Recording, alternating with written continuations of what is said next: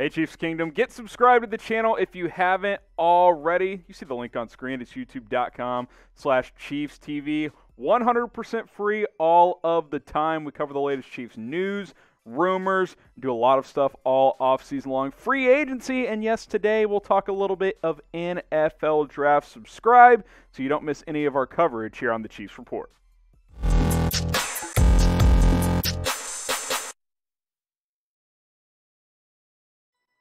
You're watching the Chiefs Report by Chat Sports. I am your host, Harrison Graham. Let's talk NFL draft on today's show. We'll look at some offensive draft targets. So let's get started with some wide receivers. You look at the depth chart before we take a look at some players that Kansas City could draft at the wide receiver position. Obviously, you've got Tyreek Hill, you've got McCole Hardman. Both those guys are under contract. We'll see if Hardman gets an opportunity to be this team's number 2 wide receiver. That job's up for grabs because Sammy Watkins is a free agent. DeMarcus Robinson is a free agent. We'll see if either of those guys are retained. But either way, Kansas City needs to address the wide receiver position to get a true number 2 next to Tyreek Hill. Maybe that's McCole Hardman, but if it's not, maybe it's someone in the NFL draft. We'll start with Rashad Bateman here, the wide receiver out of Minnesota.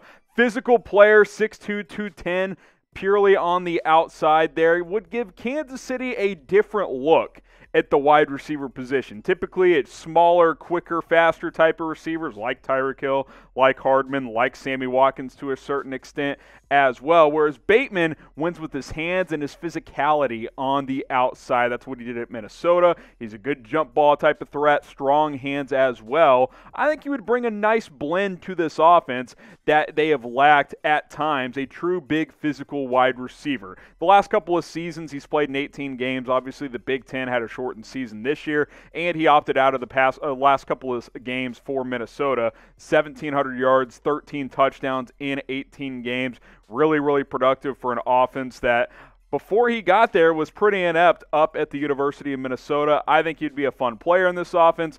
I think at number 31 overall, he would make a lot of sense if he is still on the board. Terrace Marshall, another big physical receiver, but I think could play some big slot if the Chiefs wanted to go that route. He's been productive the past 2 years. He was the number 3 receiver back in 2019 for LSU when Joe Burrow was playing quarterback next to Jamar Chase and Justin Jefferson. Had a chance to be their number 1 this year and was pretty darn productive despite the inconsistent quarterback play. LSU had some injuries there. Some guys cycled in and out of the lineup, but he was still pretty good in a somewhat shortened season with 731 yards and 10 touchdowns on just 48 catches. I think Bateman and Marshall are late round 1 type of guys, and if they're there at number 31 overall, I think Chiefs fans would be thrilled with those selections.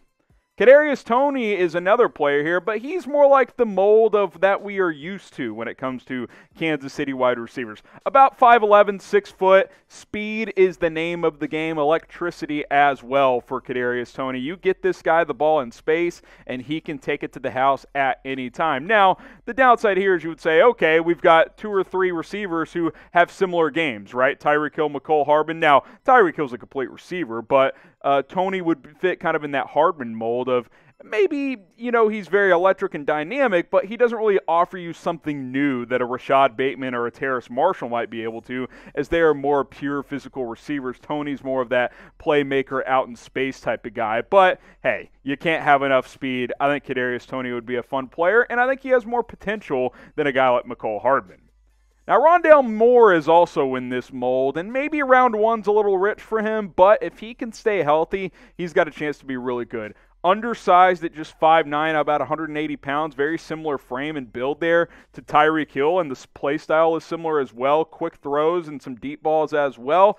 Injuries were a problem at Purdue, though. In 2018, he had 1,100 yards, but then the past 2 seasons combined, he had less than that. So you look at kind of his career at Purdue, was only able to play in 20 games in 3 seasons, including just 3 games in 2019, and then just 7 or 8 games this year in a shortened season for the Boilermakers in 2020. If we can get 2018 Rondale Moore that had 1,100 yards as a true freshman and took the Big Ten by the storm his freshman season, that's a round 1 talent there. But injuries have been a concern, and this is a deep wide receiver class. He'd be more in that Tyreek Hill stylistic type of player. Not saying that he's Tyreek Hill, though, whatsoever. So pick a wide receiver prospect. Out of these 4 guys that we talked about, who would you like to see the Chiefs draft in round 1? Type RB for Rashad Bateman, KT for Kadarius Toney, TM for Terrace Marshall, or RM for Rondale Moore. Let's hear it from you guys in the comments. Now, on today's show, we got deals for you guys. Go to chatsports.com/ChiefsGreen. You can get your Chiefs-themed St. Patrick's Day gear available. T-shirts, long sleeves, socks, all kinds of stuff at that link you see on screen. It's chatsports.com/ChiefsGreen. I'll put that link in the comments. I'll put it in the description. That way you can just click and shop today. I know a lot of you guys have already gotten in on the action. You can get your Kansas City St. Patty's Day gear right now because the holiday is almost here and you want to be repping green on that day. So go to chatsports.com/ChiefsGreen. By the way, you buy a shirt this year, you won't have to buy one next year when St. Patty's Day rolls around. And yes, we do have women's gear available as well. It's chatsports.com/ChiefsGreen.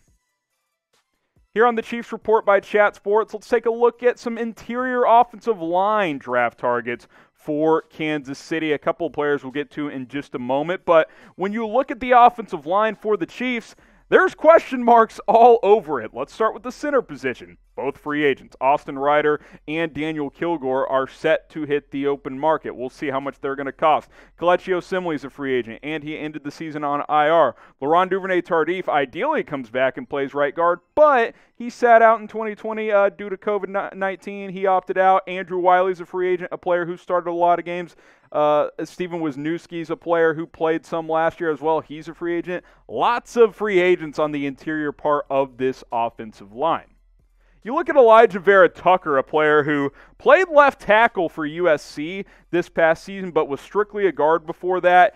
And most believe, and I think they're right, draft experts I mean, that he projects to be a guard in the NFL. But I will add this, his versatility and experience playing some tackle makes him even more valuable, and I believe is a big reason why he is rising up some draft boards. Started 20 games in college at USC, still a young player, 6'4", 315. I think he can bulk up a little bit more. I like the versatility. I like his potential as a guard, and hey, maybe he becomes a right tackle at some point down the road, but I'm going to group him in with these interior offensive linemen. I think he's probably a guard, and that's still a position of need for Kansas City. We take a look at a center here, Creed Humphrey out of Oklahoma. I believe he's the top center prospect this year. Didn't allow a sack in his college career for the Sooners. He's solid. I wouldn't say he's special by any means, but this is a light class at center, so I think he could sneak into round 1 and be an option at number 31 overall. And if you don't re-sign Austin Reiter, Creed Humphrey becomes a more appealing target because you don't have a center, and you could get a pretty good one for cheap in Creed Humphrey. I like this idea. I've talked myself more into this idea as we've gotten closer to the NFL draft. Solid, solid, solid, and you got to protect your $500 million investment in Patrick Mahomes. I think Creed Humphrey has a chance to be a good one. 6'5", 307, 37 career starts in at the University of Oklahoma. I think he's going to be a good pro. Another center prospect that could have more upside than Creed Humphrey, but a lot of injuries are on his plate. Started his career at Florida State. That's one Landon Dickerson. Had some injuries there. Transferred to Alabama. Was a great player these past 2 years, but then tore his ACL again toward the end of 2020 in the SEC championship game. He is a tough dude, though. He actually suited up in the national title game and took the final 2 snaps for Bama as the confetti started to fall. So team guy, he's a rah-rah guy. Injuries have been a problem.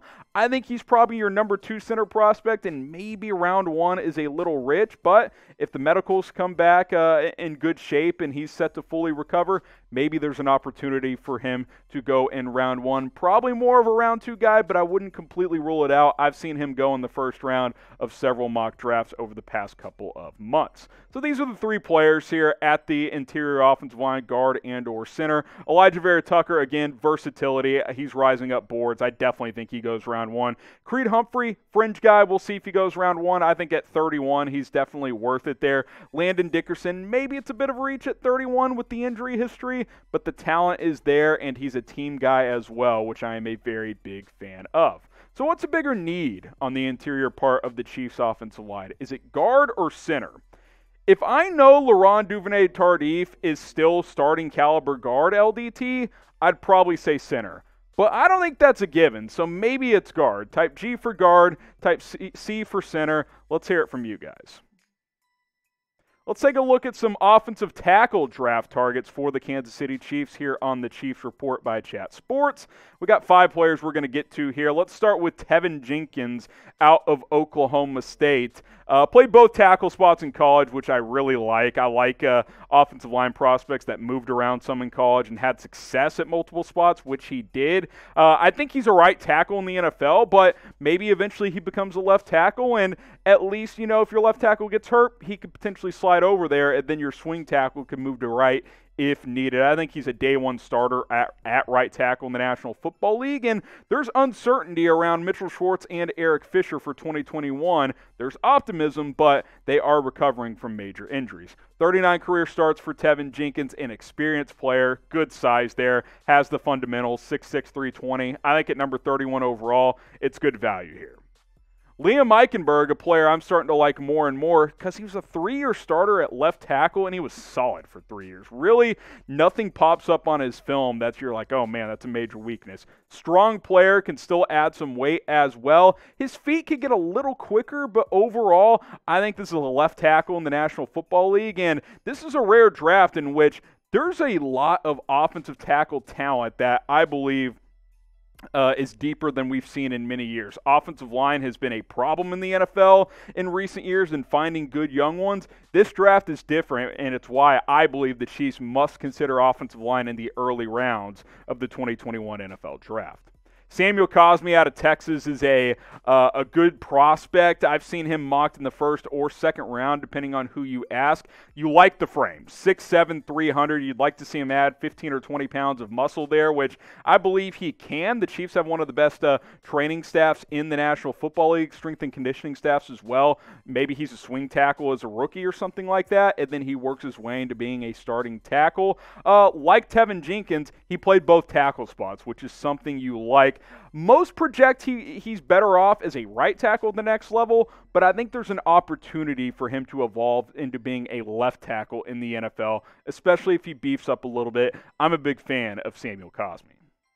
Jalen Mayfield, kind of a wild card name here because not a lot of playing experience at Michigan, but you ask scouts, this might be one of the more talented offensive line prospects this year. Only 15 starts, all at right tackle. Had a couple of minor injuries in college. Still young too, turning pro after his redshirt sophomore season. But 6'5", 320. A lot of people believe this is a left tackle in the NFL, despite never having played that at the University of Michigan. I like Jalen Mayfield as a high upside type of player. The risk is, he didn't play a lot, and he actually didn't play at a super high level in college either. It's a lot of projection with Mayfield based on his frame and his raw talent. Bit of a risk here, but maybe a risk worth taking if you're the Kansas City Chiefs.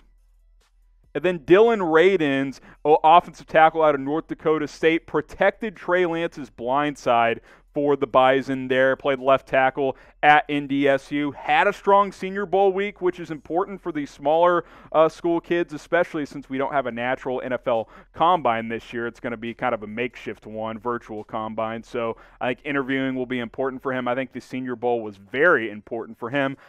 Played left tackle strictly in college, but I think he can play both tackle spots in the National Football League, so we'll see where he ends up landing. I know some teams hesitate with smaller school prospects, but I think he's a late round 1, early round 2 type of guy, and with the Chiefs picking at number 31 overall, he could be a legitimate target for Kansas City this year. Brett Veach should have a lot of options at his disposal because this is a very, very deep offensive tackle class. 32 career starts.